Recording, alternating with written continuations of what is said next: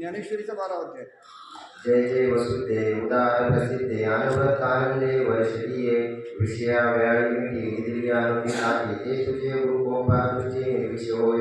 तरी कवनाते तापू कोळी कैसनी हो शकू जाडी जरी प्रसादन स्फोटरी पोळी शिकू योग सुखाची सोहळे सेवका तुझी स्नेहाळे सोम सिद्धी चरणे पाळिसितो कदा शक्तीच्या अंगी वाढविसी कौतुके हृदय काश पल्लकी परियेसिनीचे प्रत्येक ज्योतिषी ओवळणे करीसी मन पवनाची खेळणे आत्मसुखाची बाळणी लेवसी 17 वेळचे स्तन्य देसी अनुहस्ताचे हल्लुगासी समाधी भोजने दिवसी बुजावणे म्हणून साधका तू मावळे तुझे सारस तुझ्या पावले या कारणे मी सावली न सांगी तुझी अहो सद्गुरूचे कृपा दृष्टी तुझे कारुणे जयाची आदिष्टी तो सकळ विद्यांची सृष्टी दाता होय म्हणून अंगेचे म्हणते निज कल्पनेचे आज्ञापी माते ग्रंथ निरूपणी नवरस भरवी सागर करावे उचित रत्नाचे आगर भावताचे गिरवरून फसावी माये साहित्य सोनीची आखाणी उघडविली शिकिया सोनी वेगवतीची लावणी भोले चेंग